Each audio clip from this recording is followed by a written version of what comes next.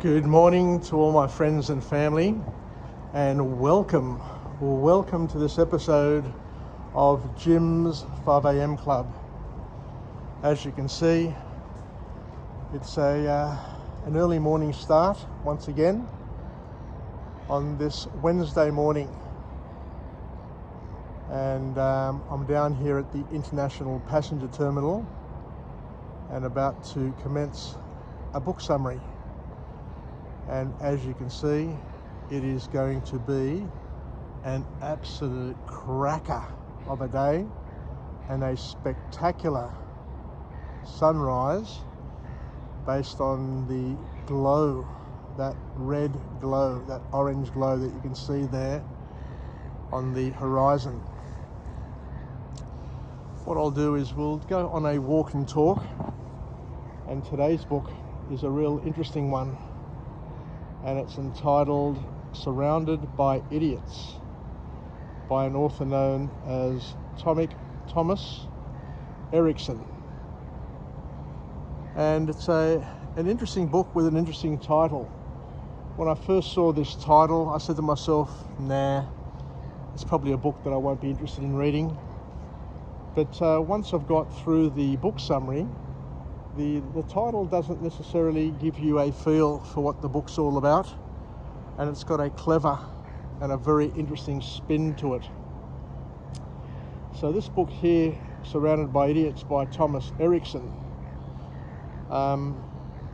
talks about the fact that not everybody that you think is an idiot is an idiot.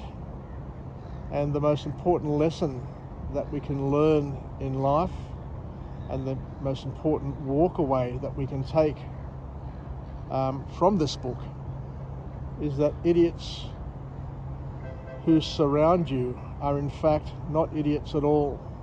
Instead, they are individuals worthy of respect, understanding, and being valued.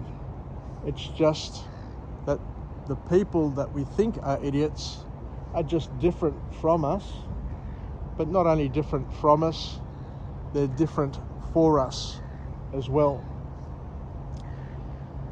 So it was interesting to learn from this book that over 2,500 years ago,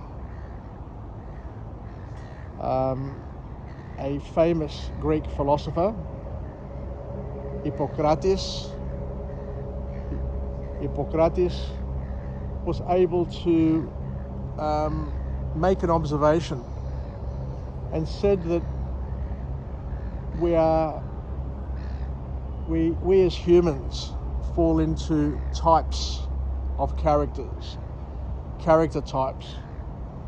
And I'm really impressed how the Greeks 2,500 years ago, or even further, were able to decipher and distill human nature into types, character traits, and all of these things. So much so that we have Aesop and his fables, who basically tried to bring some understanding to what is happening in the world, and to create some messages, some learnings, so we as humans can get through life without too many challenges and issues, and understand that we're not alone, and that all people have similar sort of challenges and problems to deal with. So in this book here, the author talks about how Hippocrates was able to come up with 4 personality types, and we're talking about 2,500 years ago. So just to show that nothing much has changed, and a lot of these learnings, a lot of these things that we've been able to pick up are timeless. So he says that communication can be challenging when you are engaging different types of people, and that life is that way. You know, we weren't all made the same, because if we were all the same and all thought the same and behaved the same and looked the same, and were in an environment which didn't vary and was the same, then life would be quite boring indeed. But this book here examines the 4 different personality types and the different communication techniques and skills required to connect and engage and leverage each of these personality types. For each personality type, according to Hippocrates, what he's saying is that each personality type reacts differently to different situations, and by understanding and appreciating and embracing the fact that we have these different personality traits may help us in our communication skills and may help us be better positioned to be able to influence the people around us by understanding and working with them rather than fighting against them. How spectacular, how spectacular. What a perfect dawn. Not a single cloud on the horizon. And this sunrise, this Wednesday morning sunrise, is going to be one of the best ever. So what else can we take from this book? Let's have a look a little bit more deeply into, first of all, what these personality types are. So he defined them as 4 different personality types, and he's given them colours: red, yellow, green and blue. So the first personality type that he focuses on and talks about is called the choleric, which is the red. Then we have the yellow, which is the sanguine. Then we have the green, which is the phlegmatic. And of course the blue is the melancholic. And he says quite cleverly that most people have a dominant personality type, but we can have different personality types where we combine certain personality types. But by understanding these differences and understanding how these personality types work and how they don't work, how one can combine with another, but it can't necessarily combine with the other 2. It takes a scientific view into understanding people and helping us understand ourselves as well. So this concept goes back to 5th century BC in Greece. And what we'll do is we'll examine each of these personality types in a little bit of detail and generalize where possible.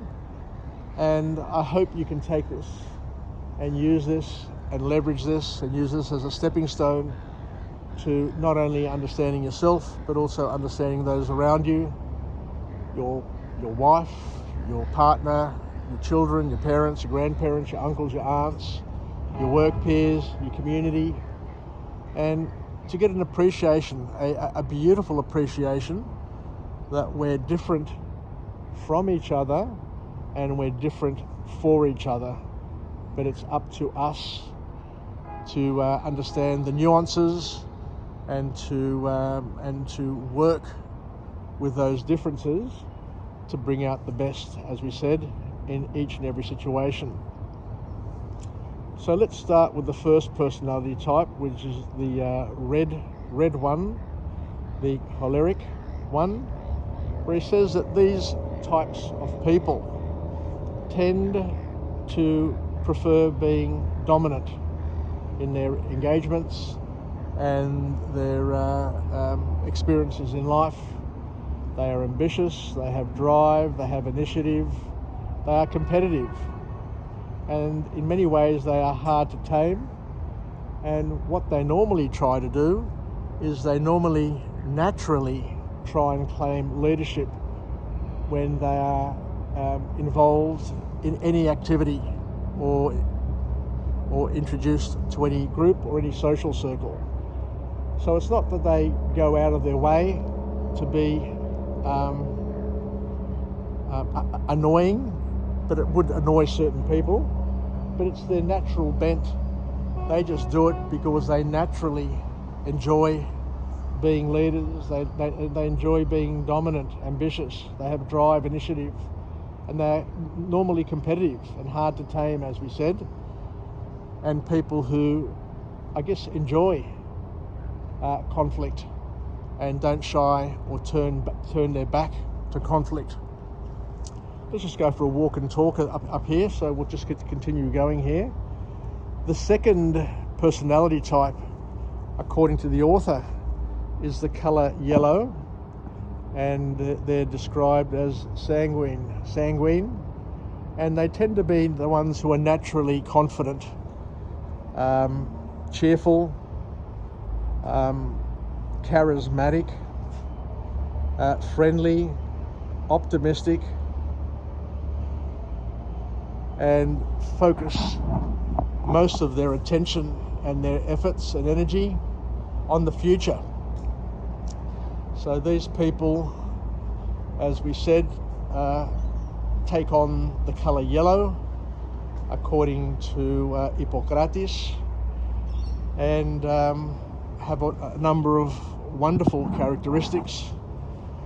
These sorts of people don't get offended. As we said, they're friendly, they're great to be around, and that's the colour yellow. Confident, cheerful, charismatic, friendly, optimistic. And you can readily identify those traits, those characteristics in ourselves, in the family around us. And the beauty about these definitions that Hippocrates was able to come up with is that they're pretty broad and easily identifiable. So that's the yellow one, which matches that yellow beautiful sky out there. The third one is the green one, and green refers to, bear with me, the green colour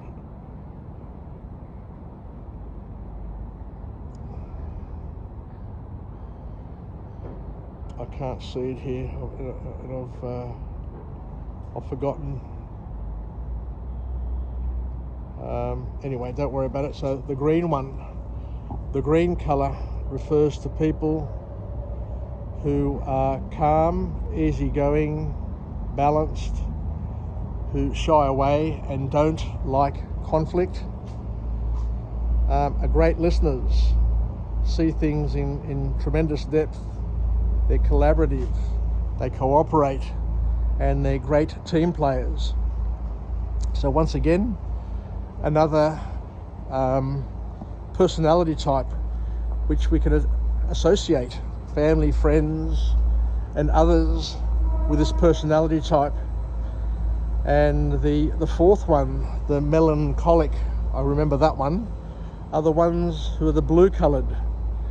These are the people who tend to be the negative ones, the pessimists, procrastinators. They're cautious, they're perfectionists, and they are the ones who are silent in action and thoughts.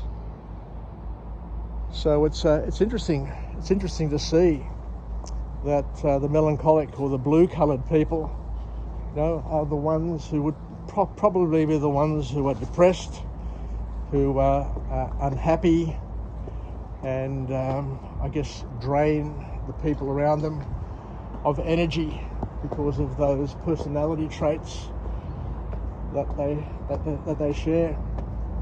But the author goes on to say that some people are able to combine a couple of these dominant elements together, so you can get both red and yellow combining together, as well as green and blue. making for a more complex sort of personality type and action. So let's go on a little bit more. As you can see, the view from here, the 360-degree view from this platform on the International Passenger Terminal, which at some point in time will be blocked when we get ships coming in, international passenger liners. Any time now will be the time when they start coming back to Sydney. But I'll walk back to where I was so we can see a little bit better the sunrise, but I thought I'd just walk down here just to make it interesting. So what the author is saying, or what Hippocrates was able to say 2,500 years ago, a long, long time ago, was that you can combine dominant characteristics, red and yellow, blue and green, but you can't, or very rarely, or almost impossibly, you can't have a positive and a negative person combining. You can't have a red and a blue combining, and potentially you can't have a yellow and a green combining as well. The phlegmatic, from now that I can recall what the green is. So what the author here is saying is that people are often perceived in the wrong way, which makes learning the personality types a challenge, because sometimes what you perceive and what a person is can be quite different. So, as we said, what the author here is saying is that the way you perceive people through their behaviour could be problematic and could cause challenges. So that's why it's important to be aware of the personality types and to understand them as best you can, so that you can communicate with these different personality types a little better and a little easier. So so we need to keep the following in mind, is the recommendation that comes from this book, from this author. And sometimes people perceive cholerics as forward, rude, or aggressive, as they are not afraid to speak their minds and seek change to the traditional ways of doing things. They love conflict, don't shy away from conflict, and think that they know best. They are often perceived as hard to live with, and these people, the Reds, are not bad people. They just like to take initiative, is the key message coming from this book, from this author. So they're not bad people, they're just different. They just communicate different, they just behave different, and it's because of their personality type. And by understanding their personality type will unlock for all of us the right way to be able to deal with them, and for us not to be offended or threatened by their behaviour, because they're not doing it on purpose. They're not doing it to spite us. They're not doing it to annoy us.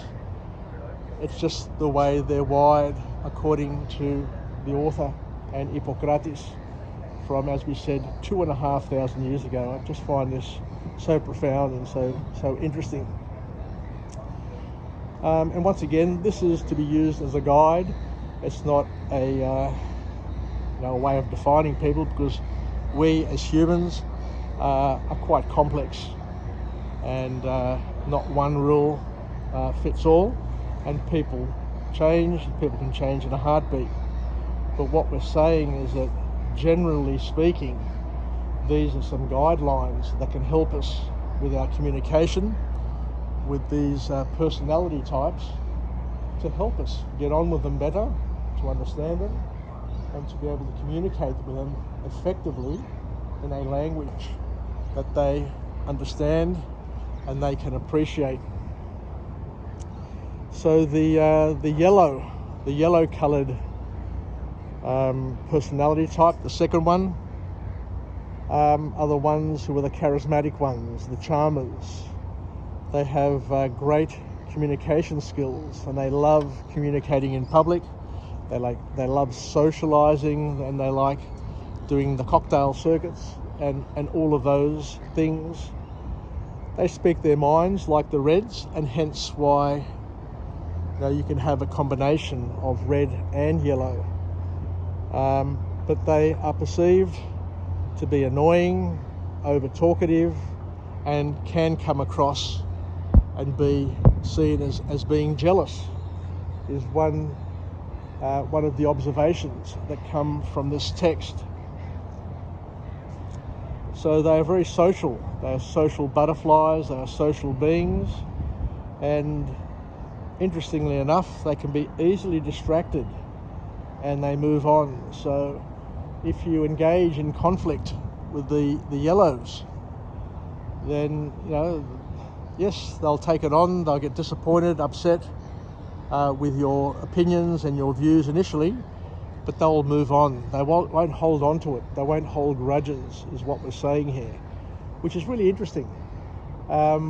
Because I remember growing up many years ago, when I'd be sitting at the table and listening to my parents and uncles and aunts talking, and they'd be fighting sometimes, or appear to be fighting.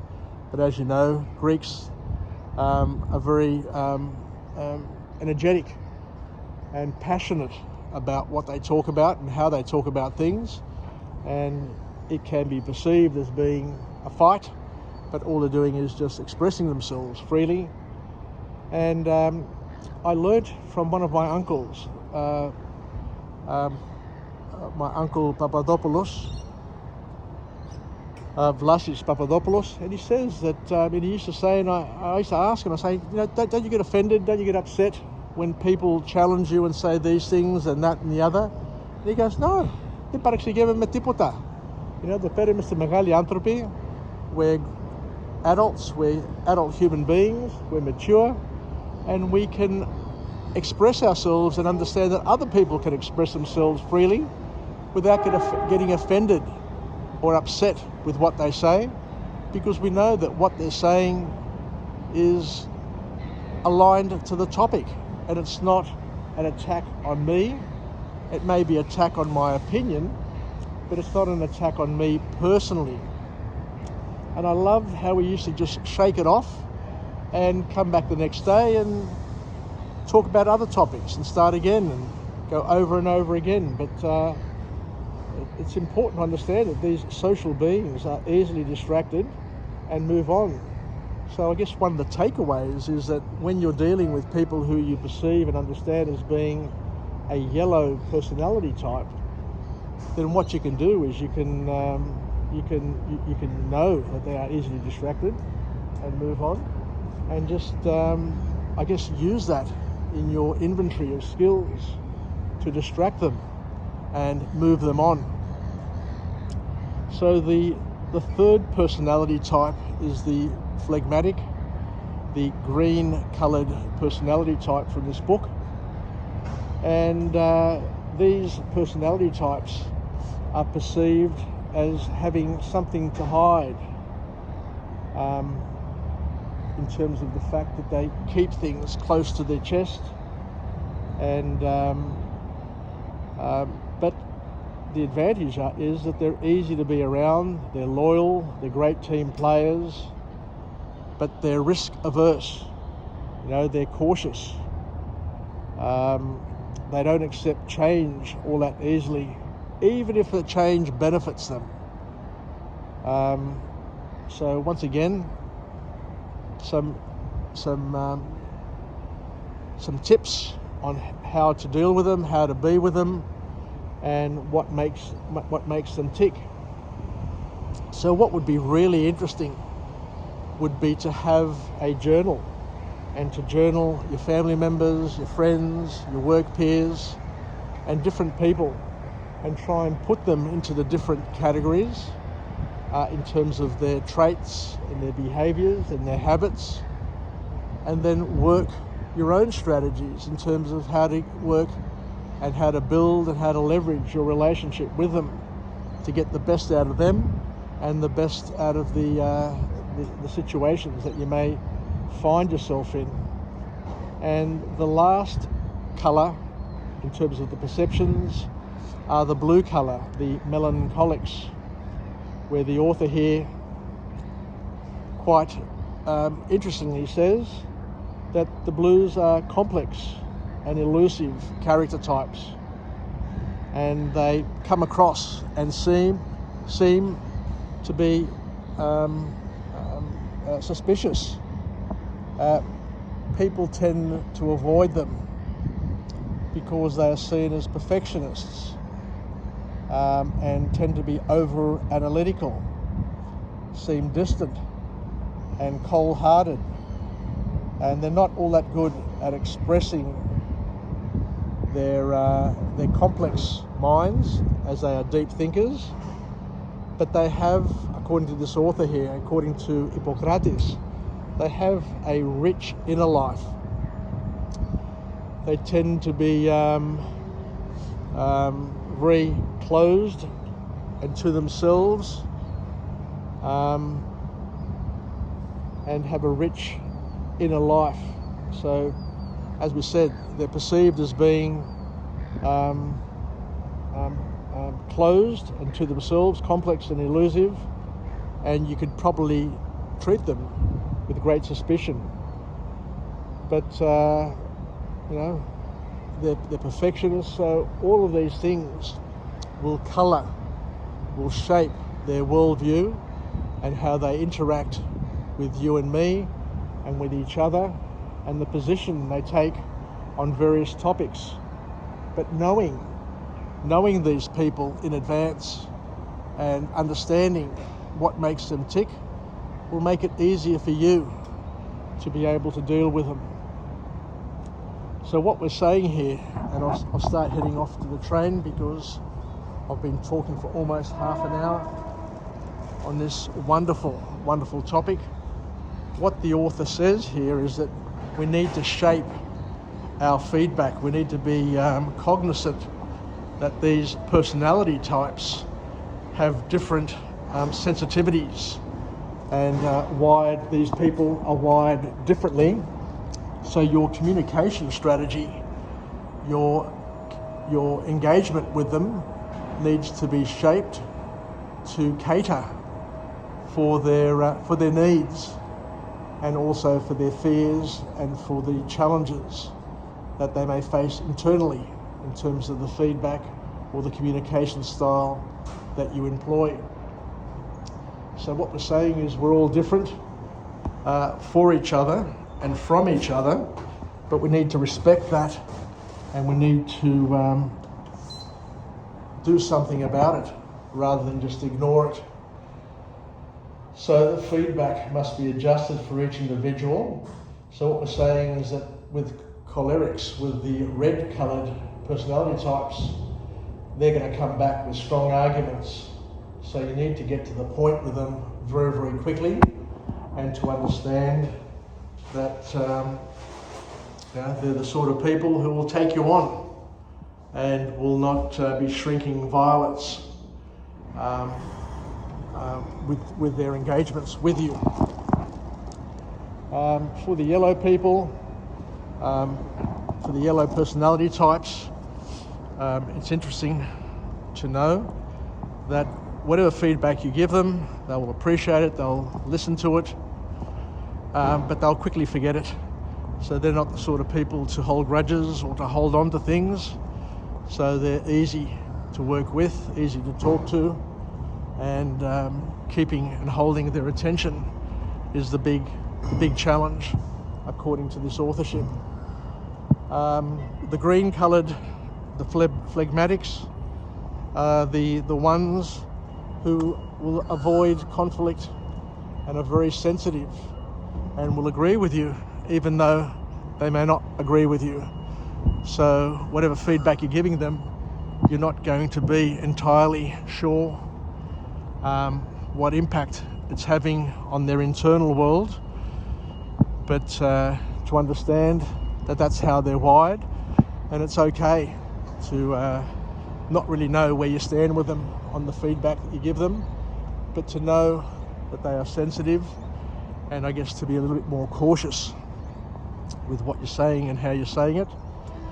And of course the blue, the melancholic, are the ones who are going to take it on board and analyze it and overanalyze it, and because they're pessimistic, because they tend to be generally negative in their view, they're probably going to misinterpret it anyway. So once again, it's interesting just to understand how all of these things work and how they fit together, and to know that all of the people that we interface with will have elements of these personality types. But if you want to make the most of it, then you're better off journaling it and doing some homework on the people that you're dealing with, the people that you're working with, especially from a career perspective. Now, if you're working in a corporation or an environment, or if you're a salesperson and you've got clients, important clients, then understanding their personality types and doing a bit of psychology and analysis and documenting it in a journal may end up being something which will be advantageous to you. So thank you very much for joining me on this episode of Jim's 5am Club, where we've covered a beautiful book summary. And as I said, you can't tell a book from its cover, but this book here, Surrounded by Idiots, was something else that I was expecting to read about, but it ended up being a lot more interesting and a lot more powerful and a lot more useful than what I thought and what I ever expected. So thank you very much for joining me on this episode of Jim's 5am Club. I welcome you to my YouTube channel, and spread the word around.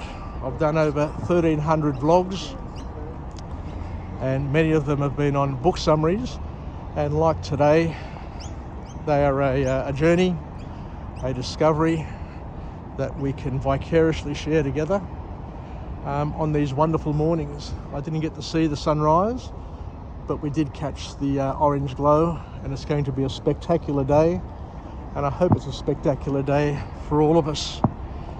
Wishing everybody a productive day, a day where we get to interface with all the different personality types and make the most of those relationships without shying away and not being as productive and as capable as what we are. So take care, happy Wednesday, and we'll chat again. Bye for now.